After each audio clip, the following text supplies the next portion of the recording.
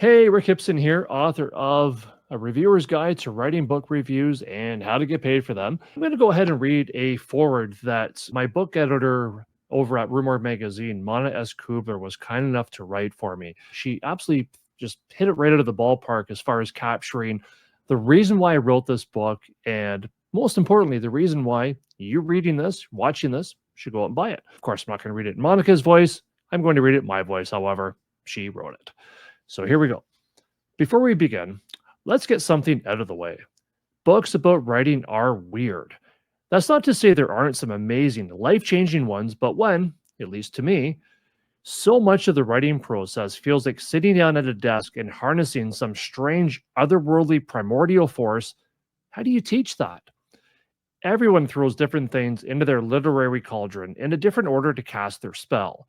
It's basically alchemy, the kind from the Middle Ages when it was believed lead could be made into gold. Except with writing, it works. Writing can be transformative. Of course, they also teach it in schools, so it can't be that magic. And a lot of writing, like feature writing or reviewing, comes with a set of hard and fast rules and best practices. In the days before the internet, this is where I admit that I'm more or less a dinosaur. If you didn't go to school for writing and wanted to break into entertainment journalism, you'd cut your teeth publishing your work in local zines for free until you could convince an editor at some established publication that you had enough talent or sheer stick with itness to give you a chance and teach you everything the amateurs at the zines couldn't. Then maybe, someday, after writing many reviews and other things, you might be lucky enough to become one of those editors yourself, as I have. And it all started with a passion for horror fiction and penning reviews. Reviewing is different things to different people. For some, it's a vehicle for two more substantial assignments, while others see it as an endgame in and of itself. For me, reviewing has always been an adventure, especially in the years before I could choose my own assignments. Sure, there were many mediocre, forgettable novels, all still deserving of fair, well reasoned reviews. But there were also books so mind blowing that they inspired me to immediately devour a writer's entire back catalog. And what a thrill to rave about such a book in a magazine and turn fellow horror fans into its dark delights, or a new favorite author. It's always flattering when someone thanks me for all the amazing books that they've discovered through my reviews. Yet, when Rick approached me to write a foreword to his book, I was surprised. Yes, I also got my start reviewing, but why on earth would he want his notoriously hard-ass, super nitpicky editor to do this? Didn't he know what he was getting himself into? He was just as likely to get notes on the book's content in addition to a foreword. Never mind that whole "I find books about writing weird" thing. From the outset, it was clear we weren't going to agree on everything. For instance, Rick speaks candidly about how he views his role as a reviewer as supporting authors and publishers first and foremost. But, as his editor at Rue Morgue, I'd argue that our first responsibility is to the magazine's readership.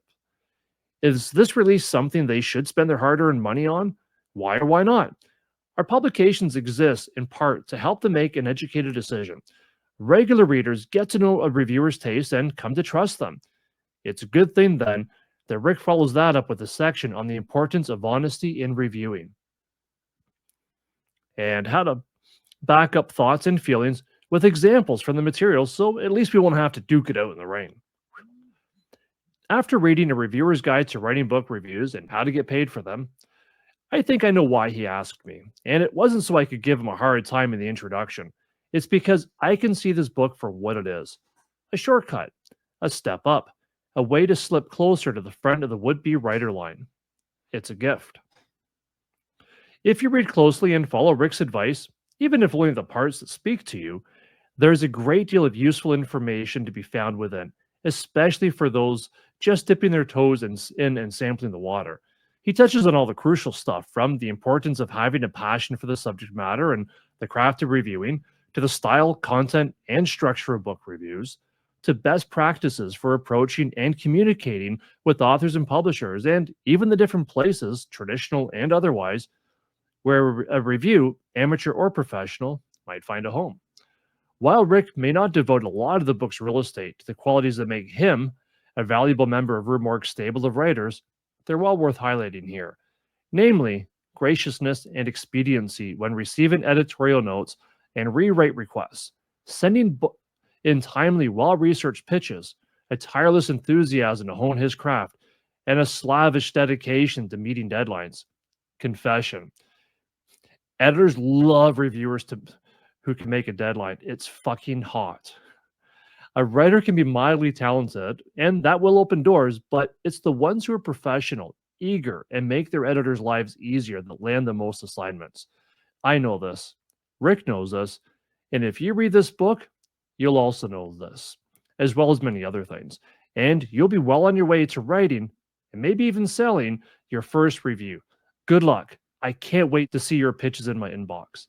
Again, that was written by my book editor over at Rue Morgue Magazine, Monica S. Keubler, for A Reviewer's Guide to Writing Book Reviews, which, if you're reading this on the 22nd of May when I'm recording this is available right now digitally for only 99 cents until the end of the day.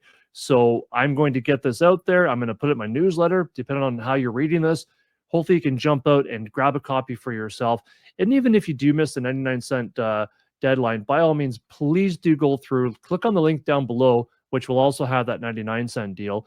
And I'll also put a link in there for the physical paperback copy of the book as well, which is still a hell of a deal. Please, guys, add this to your arsenal of tools you already have. I feel very strongly that this is a fantastic way to learn how to write and review books rather, and hopefully get paid for them. But even if all you want to do is just simply get free books from the authors you love well before they're released to the general public, maybe even share your thoughts as articulately, as memorably as you can, whether it's through Goodreads, Amazon, your own social stuff, or perhaps pitching this to somebody like Monica or other professional magazines. I thank you for grabbing a copy of this book. Thank you very much. Hope you love it. And if you've read it, by all means, feel free to comment down below as well. Send me a quick message. Tell me what you thought. I'd love to hear from all of you. Happy writing, happy reviewing, happy reading. And thanks so much, guys.